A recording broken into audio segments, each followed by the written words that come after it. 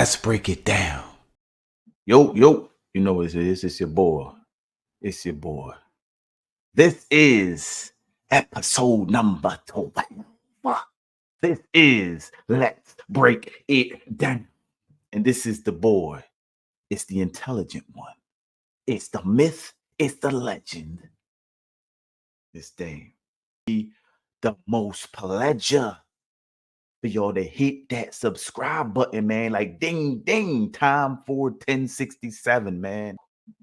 I'm on the verge of making history. Ain't nobody stopping me. I'm on the move. I'm on the move right now, yeah.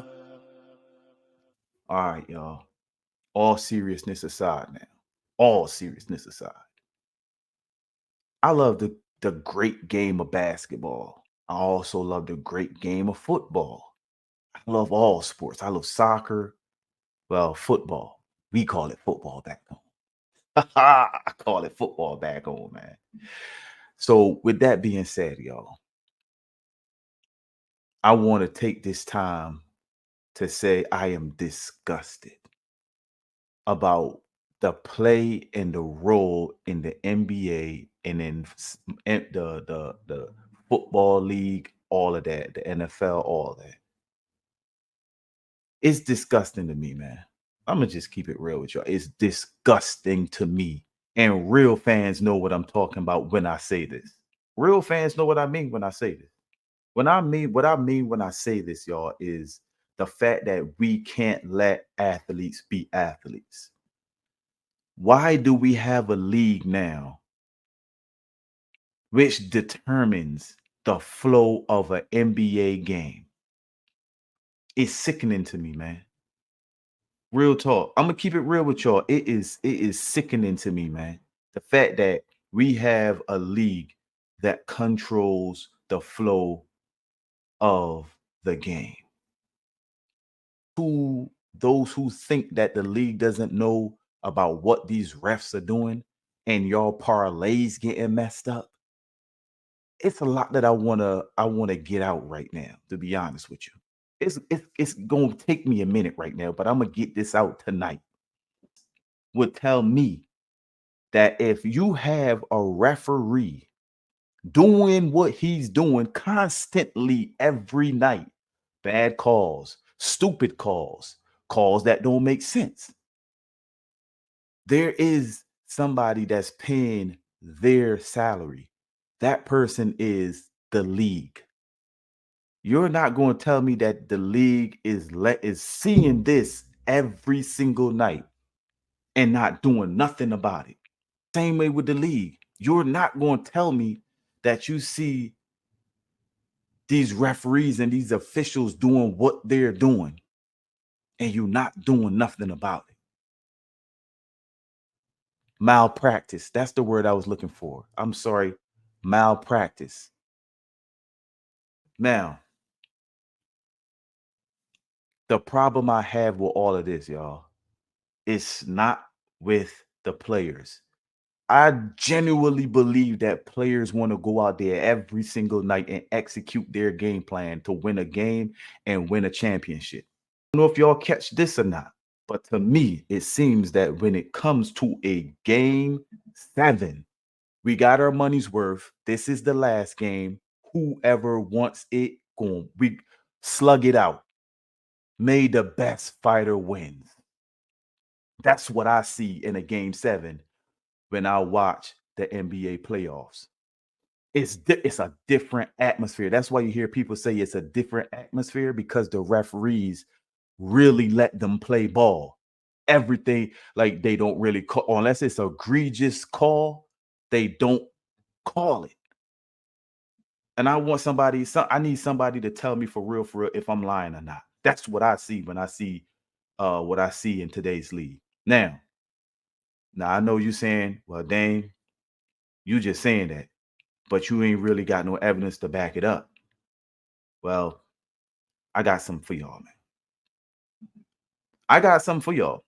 All right, I'm gonna let y'all see what I'm saying right now. So, clip number 1, roll it. Okay, because when people hear your story, they assume that you being the ref, you're going to be officiating in a way that's going to help you win a bet. But based on the FBI going through all the records, as well as an NBA internal investigation, they both confirmed that you never actually made bad calls in order to help you win bets. No, I didn't do that. But what I did do was I knew what the league wanted the officials to call that night, and it would put a team or a player at an advantage or a disadvantage. And then I would look at the line and see what the bull said. This is the corrupted referee, by the way. He said they were going on what the league wanted them to do that night, which means the referees knew about what the league is doing because the league is telling them what to do or how to call the game. You're not going to tell me that if I go out there, no matter what I do, because you are the referee, you set the energy tone for the game.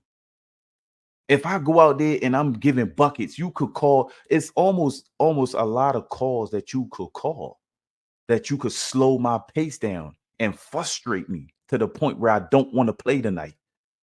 This is going to show you how the refs control the game. Clip number 2. Roll it. There was a few games that I thought that were noteworthy that he transformed.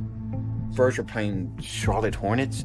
And I remember within the first quarter, Tim Duncan had 2 fouls called on him. They're going to sit him. That changes everything. I'm like, man, this guy can call a game great. So the arrangement that Donaghy had is that he was paid $5,000 for every win and nothing. He had no losses if he lost. So in other words, he had nothing to lose. At one point, Jimmy Batista was calling Tim Donaghy Elvis, which speaks to how good he was at helping him win. Certain fouls weren't called at the beginning of the game. Certain travel calls weren't called, but it just wasn't him. It was like little friendly bets that they had amongst themselves. I played 15 years in the NBA, starting year 2000, ended in 15. Had a great career. Dealt with the refs a lot, had a lot of interaction, some good, some bad. You might laugh and joke after.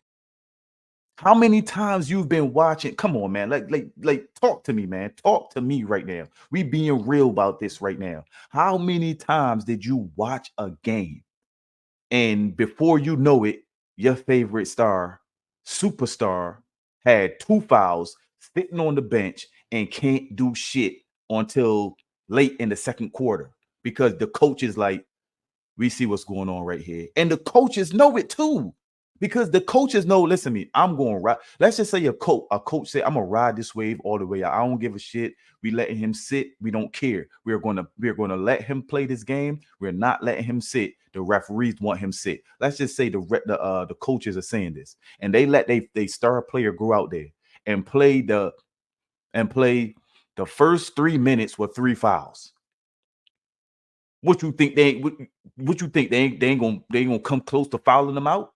What you think? It's called control of the game. It's called game control.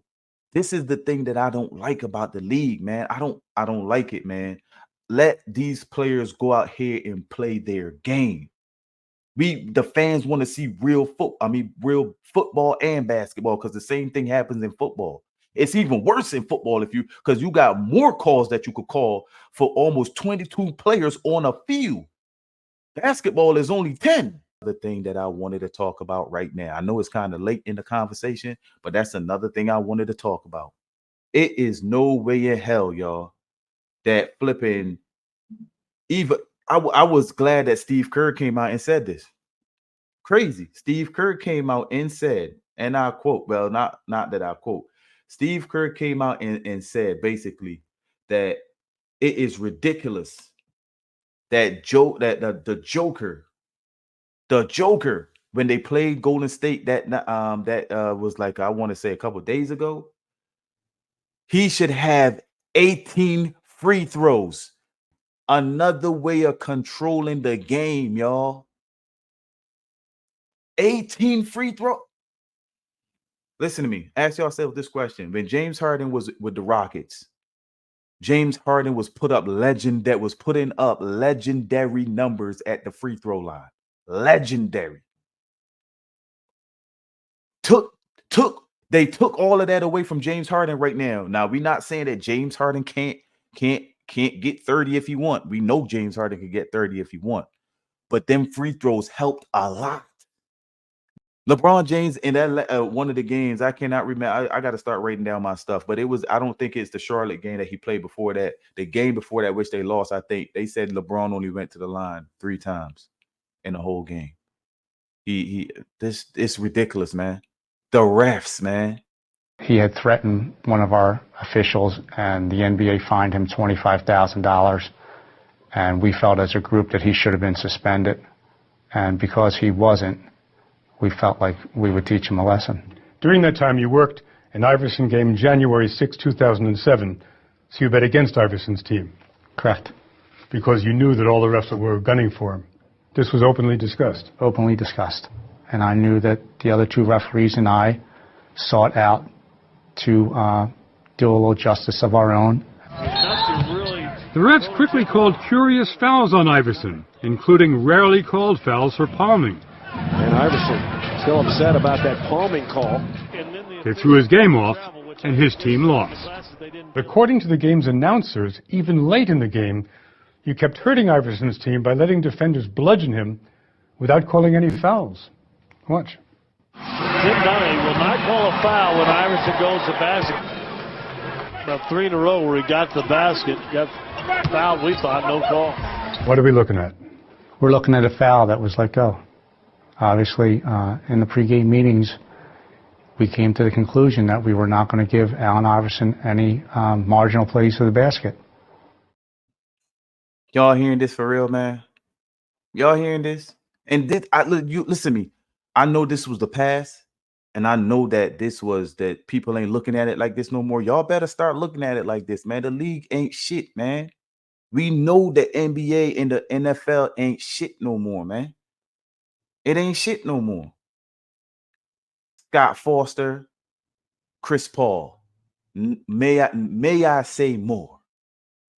Like, this is what I'm saying. You're not going to tell me that the league does not know on that specific night that this ref is going to officiate that game. You're not going to tell me that. That's what I'm saying, man. And it like you know they both have problems with each other, serious problems. And you heard what my man just said, to the point where it threw the player off and they lost the game. It's called control, man. It's control. Game flow. This is the last clip, by the way. Clip number 5. It wasn't your play, and you went from there to there and brought the crowd down. You're not going to do what? Crowd down. Crowd down? Yeah, these people here understand. Refereeing the game? My job is to referee the game. All right, so what you want about the crowd? Allen. You went for that, man. You went for that. I mean, what did I do, man? I made him flop. I made him back up that hard like that. I hit him that hard. I grabbed him. That's what you thought? That was a lot of contact, wasn't it? Huh? I know, you're a cool dude, man. You're a cool referee. He's right in front of you, dude. Come on, baby. I ain't trying to show you up and nothing, but it's right there. It's right there, man. Are you finished? So what you saying? I'm not getting touched that. No, I didn't say that. I actually, well, you finished because you came over very politely and we talked. And if I missed it, I missed it. So you were very polite, you know? That's what I get all game, huh? First of all, man, I want to apologize to Allen Iverson, man. Hey, yeah, you wasn't the best approachable player in the NBA when it comes to fans and stuff like that. But dog, you didn't deserve this, man. They hated your ass. They really hated your ass, dog. Like, for real. They put a whole bullseye on your ass.